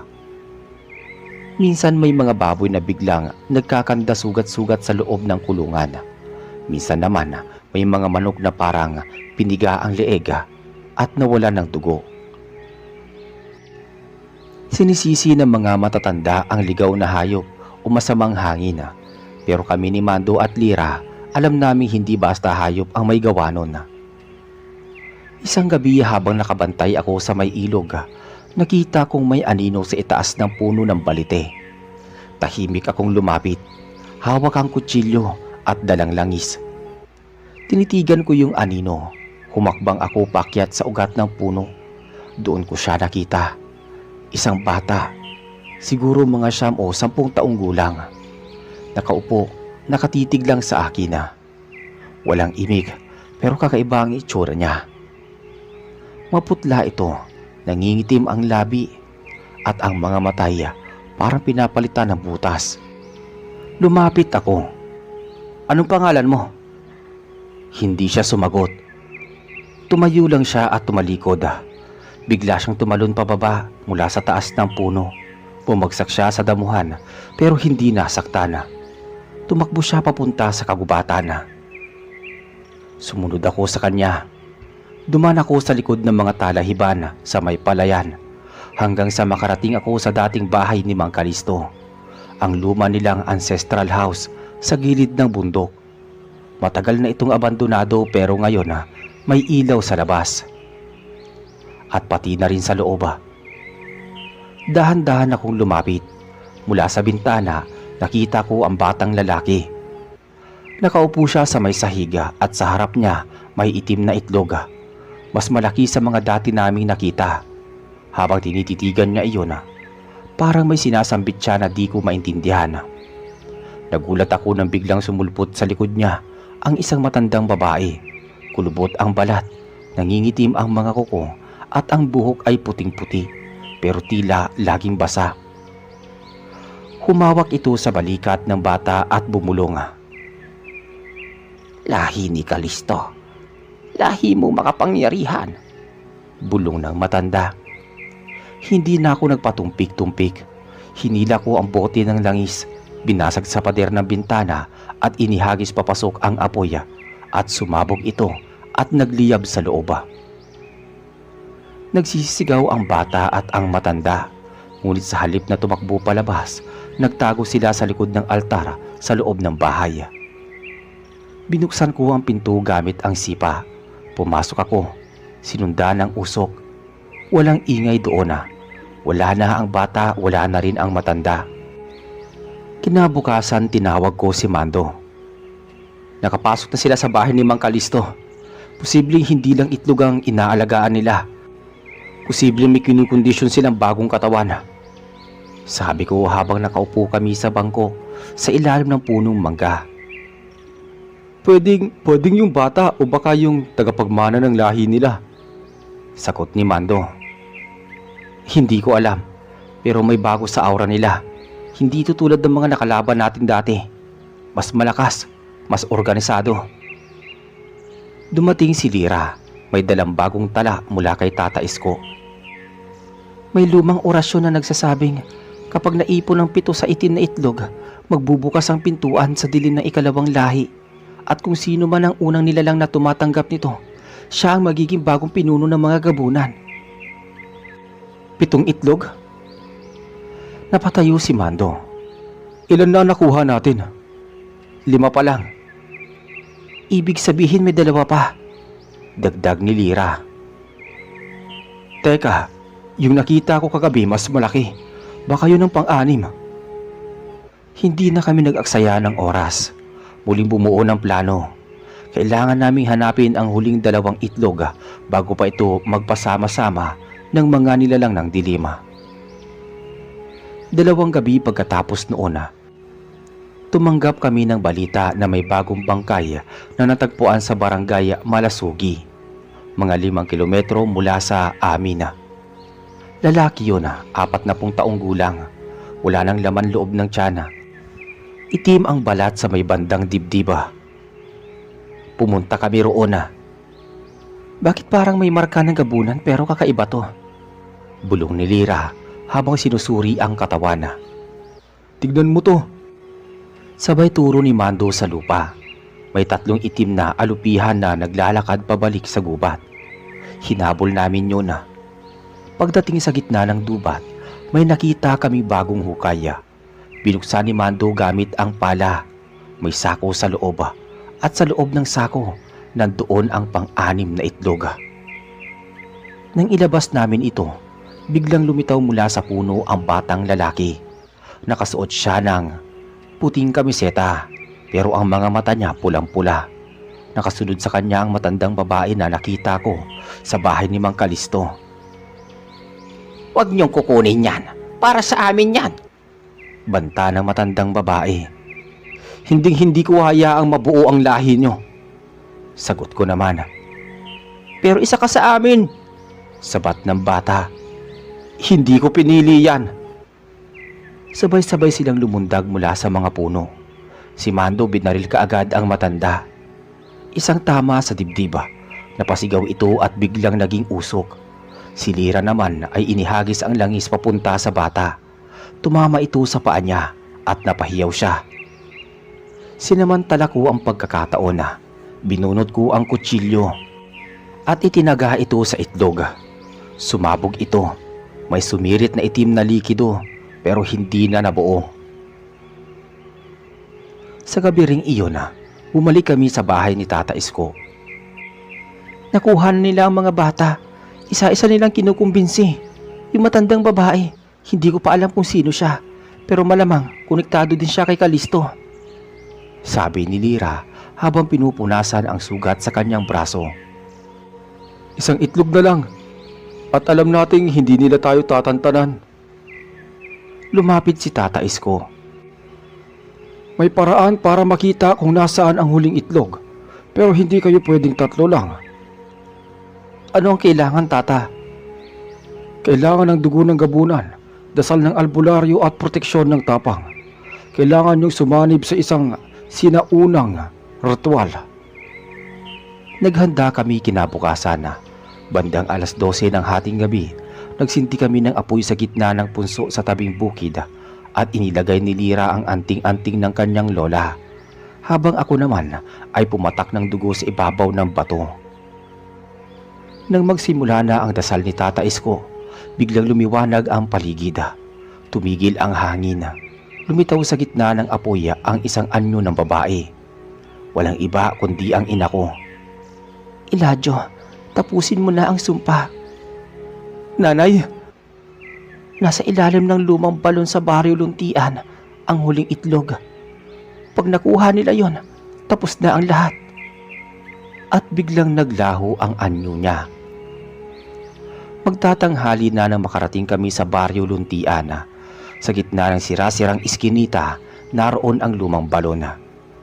Pinagtutubuan na ng damo at may luma ng mga bubonga. Pagbungad pa lang namin, may naramdaman na akong init sa balat. Ibang klase, parang may humihila sa akin pababa. Tinignan ko si Mando at Lira. Tumango sila. Sabay-sabay kaming lumapit sa balona. At doon sa ilalim, nandoon ang mga huling itlog. Nakatayo kami sa bungad ng lumang balon sa may Baryo Luntian. Ang paligid balot ng katahimikan, maliban sa mahihinang kaluskos ng damo sa ihip ng hangin. Hindi ko alam kung kababayong nararamdaman ko o yung bigat ng presensyang tila umiikot sa paligid ng balon. Ang balat ko nanginginig na para bang kinikiliti nang hindi mo mapaliwanag. Sigurado ka bang dito yun? Tanong ni Mando habang sinisilip ang loob. Oo, ito yung pinakita ni nanay eh. Nasa ilalim niya ng huling itlog. Tignan mo to, sabi ni Lira. May marakang pagsusumpa. Baka may nagbabantay dyan sa loob. Dagdag pa niya. Sumilip ako. Mababa ang tubig, halos wala na. Pero sa pinakailalim may bahagyang liwanag. Hindi normal na liwanag kundi yung kulay berde at parang gumagalaw. Bumaba kami gamit ang lubid na dala ni Mando. Isa-isa kaming dumulas pababa. Pagbaba ko sa pinakailalim, ramdam ko kaagad ang basang putik. Doon ko nakita sa isang bahagi ng balon nakapatong sa batong bilog ang huling itlog. Nangingintab, nangingitim at tila humihinga. Yan na yun? Sabi ni Lira habang sinisindihan ang kandilang may langis na dalang orasyon. Lumapit ako dahan-dahan. Inilabas ko ang kutsilyo ng araw at buwan. Bago ko pa maabot ang itlog, may narinig kami matinis na huni mula sa taas. Lumingon kami. Sa gilid ng balon may nakasilip. Isang lalaki. At ang batang may pulang mata kasama ang matandang babae. Hawak niya ang isang lumang itak na kulay abo. Hindi mo pwedeng kunin yan. Hindi mo pwedeng sirain yan. Amin yan. Buo na ang 7, huli ka na. Sigaw ng bata. Bigla siyang tumalon pababa. Ang bilis ng bagsak niya. Parang hindi na siya tao. Ibang bata ito. Sumabay ang matanda pero sa ere pa lang, sinalubong na sila ni Mando ng 2 bala. Tumama ang isa sa balikat ng matanda, kaya't napahiyaw ito pero hindi siya bumagsak. Sa halip, bigla siyang nagbago ng anyo. Naging malaking nilalang na kalahating babae, kalahating ahas. Diyos ko! Bulong ni Lira. Ako naman agad na sumugod sa itlog. Kailangan ko na itong sirain bago pa nila maagaw. Pero huli na. Hawak na ng bata ang itlog. Pulang-pula ang mata niya at punong-puno ng galit. Galit na nauuhaw sa kapangyarihan. Hindi mo ako mapipigilan, sabi niya. Hindi mo alam ang pinapasok mo, bata. Pag pinagsama-sama mo ang 7, hindi lang gabunan ang lalabas. Baka pati yung mas malalim pa sa kanila magigising. Pero bakit mo sinabing kumpleto ang 7? Sinira ko na yung isa. Gusto ko yon.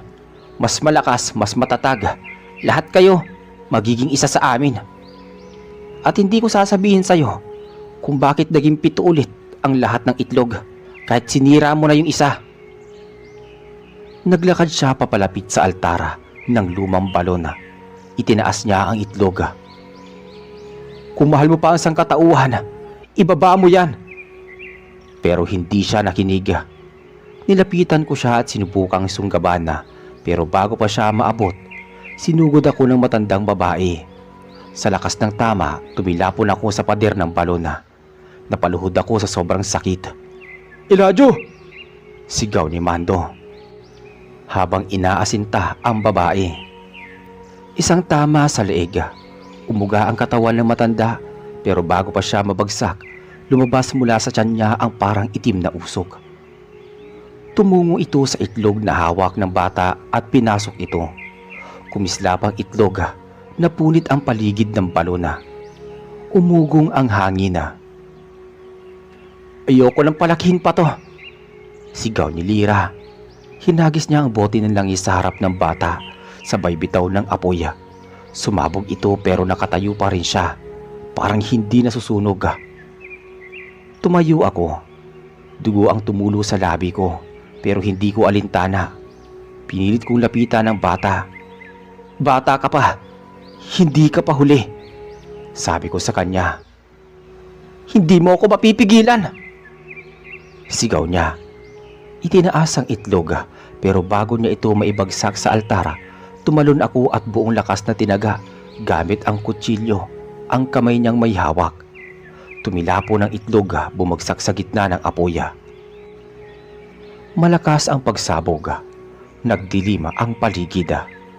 Nang gumising ako, wala na kami sa ilalim ng balon. Nasa gilid na kami ng itlog. Nakahandusay. Si Mando, pilit akong ginigising. Si Lira duguan ang braso pero buhay pa naman.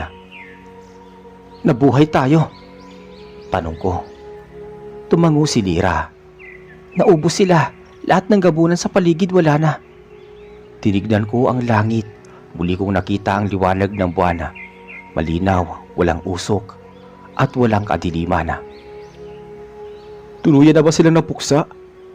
Sabi ni Mando. Hindi natin alam, pero sa ngayon, tahimik na. Simula noon hindi na muling nagkaroon ng pagkawala sa mga baryo sa paligid. Ang mga hayop ligtas, ang mga tao muling naging abala sa kanilang araw-araw na gawain. Wala nang gumagala sa gabi, wala nang umiiyak sa madilim na eskinita. Pero sa tuwing sumasapit ang dilim, hindi ko maiwasang maging mapagmatsyag. Kahit pa sinabi nilang tapos na, alam kong ang mga nilalang na minsang gumalaw sa gabi, kaya nilang bumalik kahit hindi ako huminto sa pagbabantay. Naging bantay ako ng gabi, hindi dahil gusto ko, kundi dahil kailangan. Ang dugong nananalaytay sa akin ay bahagi ng kadiliman, pero pinili kong maging ilaw para sa iba. Ako si Elijah Requinto, isa kong gabunan, pero hindi ako halimaw. Ako ang tagapagbantay ng gabi. Magandang gabi po sa inyo.